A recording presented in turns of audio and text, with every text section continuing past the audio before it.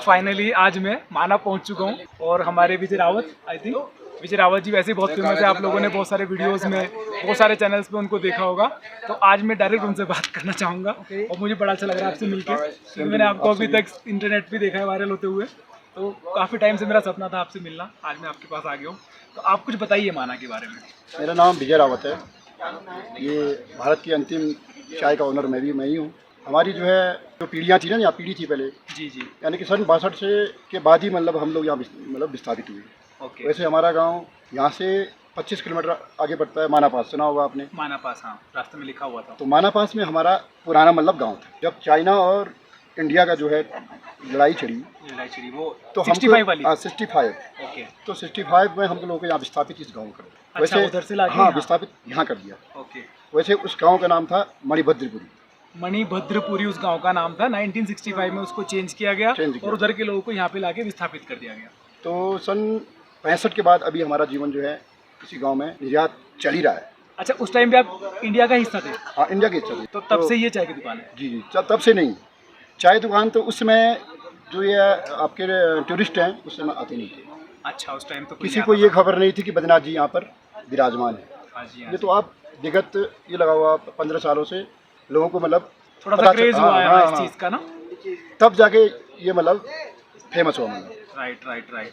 पहले किसी को पता नहीं था। हम थे यहाँ पे, हम बचपन हमारे यहीं भी थी हमारी। अच्छा। ये भीमपुल है यहाँ पे, भीमशिला बोलते हैं उसको। ओके। यहाँ पे जो है हम खेलते थे यहाँ पे। अच्छा। कुछ नहीं था, गांव भी ऐसी था। अब तो काफी डेवलप हो गया। हाँ जी, अब तो काफी गांव में कुछ नहीं था, केवल बिल्कुल झोपड़ियाँ टाइप। हाँ जी। क्योंकि यहाँ बर्फ पड़ती है ना, सब लकड़ियों की थी, छोटी छोटी मकानें थी। जैसे यानी कि जैसे आपकी डोर होती है ना, हाँ ये सॉरी विंडो जी। आपकी विंडो तो हमारी दरवाजे थे उस समय। अच्छा। मतलब गर्म हॉट सारे होते थे। मतलब ये जो आप ये है ना, ये जो पूरा बना सेट बने हुए हैं तो बेकार है हमारे साथ। जो पुराने घर थे वो बहुत अच्छे थे।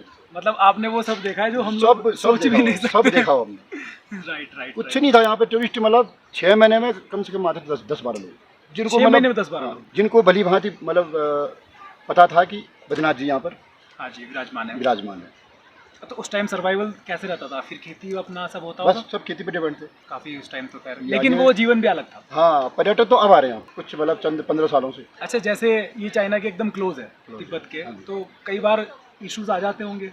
नहीं, वैसे यहाँ से 50 किलोमीटर हमारे इंडियन आर्मी है। हाँ जी। वहाँ से उनका बॉर्डर थोड़ा दूर है। अच्छा। मतलब एकदम सटा हुआ नहीं है। ओके। नंबर 2, किसी सिविलियंस को अलाउड नहीं हुआ। हाँ, वहाँ यहाँ से आगे शायद नहीं जाने देते। केवल माना पास तक। माना पास पर जाओगे तो आप एसडीएम से आपको परमिशन लेना पड़ेगा। वहाँ के लिए भी? जोशीमठ, हाँ। ओके। केवल 1 डे के लिए। 1 डे के लिए यू हैव टू बैक। तो आप इस विलेज के बारे में थोड़ा सा बताइए। सर, इस विलेज जो हमारा माना गांव है, ये अनुसूचित जनजाति वर्ग के लोग सारे। अनुसूचित जनजाति के सारे एक ही वर्ग के लोग हैं। ओके। हमारी बिरादरी एक ही है पूरी। 6 महीने हम लोग माना में रहते हैं। 6 महीने हम माइग्रेट करते हैं गोपेश्वर में। चमोली के पास में शहर है, सुना होगा आपने? पांडुकेश्वर गोपेश्वर? नहीं, 100 किलोमीटर पीछे। अच्छा। चमोली से 10 किलोमीटर ऊपर। ठीक है, समझ शहर है गोपेश्वर में। तो हमारा जीवन जो है हमारा 6 महीने का जो शेड्यूल है, 6 महीने यहाँ टूरिस्ट प्लेस के मतलब वजह से हम लोग यहाँ पे अपना रोजगार संचालित करते हैं। तो जैसे ही मतलब नवंबर कपाट बंद होती है, हम लोग गोपेश्वर निकल जाते हैं, क्योंकि यहाँ बर्फबारी बहुत ज़्यादा होती है। अच्छा, यहाँ पे इतनी पूरी सारी मकानें ढक जाती है। ये ओके।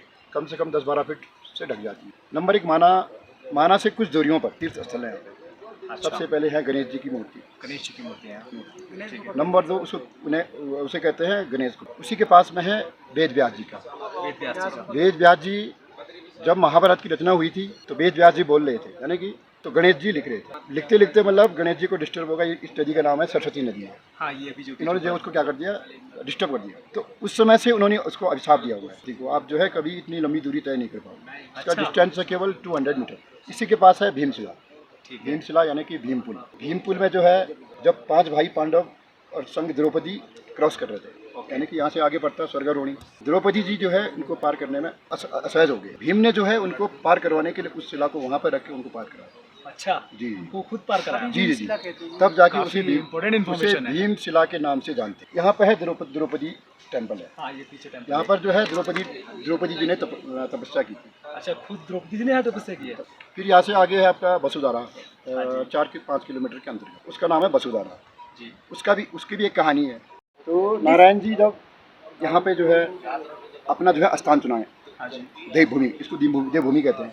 स्थान चुना यहाँ पे बद्रीनाथ जी के पास में। अष्टमुनि नाम के एक थे, साधक थे, साधु थे मतलब, तो उन्होंने जो है बद्रीनाथ जी के अनुसरण में तपस्या की यहाँ पे वसुधारा में, काफी सालों साल तक। तो बद्रीनाथ जी ने जो है प्रसन्न होकर उन्हें वरदान दिया, अच्छा, ये जो धारा है ये आपके सदैव आपके नाम से भी जानी जाएगी। इसका एक इम्पोर्टेंस भी है, जो आदमी पापी होता है उस धारा के जल के छींटे उस व्यक्ति पर नहीं पड़ते। अच्छा, ऐसा सच में है? इसका एक स्टोरी भी मैंने सुना, मैंने मतलब साक्षात मैंने मुझे मतलब किसी ने बताया हुआ। आप जैसे टूरिस्ट थे, वो इधर से आ रही थी, हमारी दुकान नीचे भी है। हाँ जी। तो वो व्यक्ति क्या हुआ, बहुत डरा सहमा वसुधारा से नीचे आ गया। सबसे पहले मैं ही मिला उससे, वो तो इंक्वायरी करता है भाई ऐसा क्यों हुआ। सुन लीजिए, बहुत इंपॉर्टेंट स्टोरी। मैं समझ गया था, मैं समझ गया हुआ ऐसी। जब वो वसुधारा पहुंचे तो उन्होंने देखा धारा ही बंद होगी, बल्कि गिरती हो 20 फीट ऊंचाई से गिरती, मतलब वो बिल्कुल हो गया विचलित। मैं समझ गया इसके साथ वही हुआ। मतलब अब मैं कैसे बोलता कि आप पापी हो। हाँ, ये तो नहीं बोल सकते पापी मतलब उस चीज़ से नहीं है, ऐसा हम लोग भी हैं पापी, ऐसा नहीं कि हम नहीं हैं। तो सारे गुण तो हमारे पास है नहीं। सही बात है। क्यों जी, 7 गुण में तो भाई 4 गुण तो मेरे भी खराब होंगे।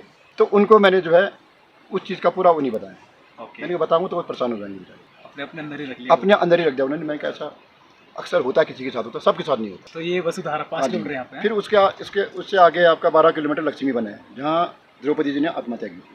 अच्छा, उसे कहते हैं द्रौपदी, वो लक्ष्मी वन। लक्ष्मी वन में।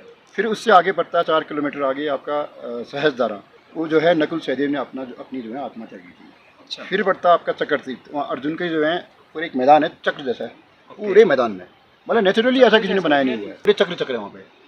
फिर पड़ता है आपका सुतोपंथ, जहाँ भीम ने जो है झील है वहाँ पे, वहाँ पर भीम जी ने अपनी आत्महत्या की। लास्ट पड़ता है आपके युधिष्ठिर, वहाँ जो है स्टेप बाई स्टेप 7 सीढ़ियाँ वहाँ पे, जहाँ से मतलब युधिष्ठिर स्वर्ग गए थे। अच्छा, युधिष्ठिर जी उनके साथ एक वो भी था, क्या कुत्ता, स्वान था वो। हाँ, स्वान ये था कि वो जो है धर्मराज के रूप में स्वान उस समय उनके साथ उतरे। जी। जब स्वर्ग जा रहे थे, युधिष्ठिर की सच्चाई वहीं पर दिखी। मतलब उन्होंने कहा सारे रास्ते तो स्वान मेरे साथ था, मैं अकेला स्वर्ग कैसे जाऊँ। उन्होंने कहा नहीं, पहले आप जाओ। तब उन्होंने अपना रूप दिखाया कि नहीं यार युधिष्ठिर जी हैं, तो उनकी सच्चाई यहीं पे दिखी देता हूँ। जो अपना न सोच के कुत्ते को बोला कि आप जाओ सर। मतलब इस प्लेस में तो फिर काफी चीजें बहुत छुपी हुई है, लेकिन मतलब आप पता नहीं है तो लोगों को। खैर हाँ, कुछ चीजें निकल के आती भी है, लेकिन वो बहुत छोटी मोटी होती है। फिर यहीं पर एक माता जी की मूर्ति यहाँ पे, अच्छा, बद्रीनाथ की जो माँ है ना, यहीं पर। अच्छा, ये अलकनंदा के बिल्कुल पास में। ओके। और संगम में तो अलकनंदा और उनका भी एक स्टोरी है। उनका क्या है, ये बताओ। आप बद्रीनाथ जी के अंदर गए, जब जाते हैं राइट पे एक घंटाकर्ण जी का मंदिर है, देखा हो ना आपने? देखा। वो मंदिर हमारा ही है। अच्छा, हमारा गांव का पूरा वो है, हमारा ही है। ठीक है, बताना भाई। उनके भाई हैं इस गांव में, देखो पीछे बीच गांव में आपने एक मंदिर देखा होगा, बीच गांव में टेम्पल है, बड़ी सी वो बनी ना, जी। तो उसी के बीच में एक मंदिर है। इनका नाम ही घंटाकर्ण है। वो जो है उनके माता जी के लड़के हैं, एक ये हुए, एक दूसरे भी जो अंदर हैं जी, और नारायण जी। इनका क्या हुआ, जब मतलब हमारे जो घंटाकर्ण जी जो मांस मदिरा वाले हैं, उस समय लेते थे, मतलब किसी को समझ नहीं था कि भाई मैं ही हूँ जो कुछ हूँ। इन्होंने उनको उनकी माँ ने उनको दिया था, क्या उसमें हो तो मेरी ओर देखना ही मत कभी। अच्छा, कभी जाते नहीं वहाँ, कभी नहीं, त्याग दिया था। तो माता जी ने अपना जो है ना मुख्य मंदिर का उधर कर दिया, मतलब लड़के की तरफ से। पहले तो इस साइड था वो, अब इन्होंने इस साइड कर दिया। ठीक है, मतलब मंदिर ही चेंज हो गया। जी, मतलब आप जो है मांसाहारी हो, हम शाकाहारी हैं। अच्छा, हम मिलेंगे नहीं कहीं से कहीं तक, हाँ। कोई मेल ही नहीं है। इसलिए अपना जो है पीठ जो है भाई, ये है यहाँ की कहानी। मुझे नहीं लगता ये इतनी ज़्यादा स्टोरी तो कहीं लिखी भी होगी, किसी बुक में भी होगी। और साक्षात आप विजय रावत जी से सुन रहे हैं, जिन्होंने ये सब देखा भी है, बचपन से यहीं पे रहे हैं।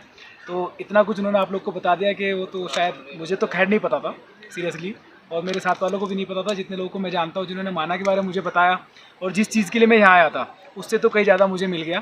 तो थैंक यू सो मच, आपने इतना बताया। और दर्शकों की तरफ से भी मैं आपको धन्यवाद कहना चाहूँगा। आपका भी धन्यवाद। तो बड़ा अच्छा लगा आपसे बात करके।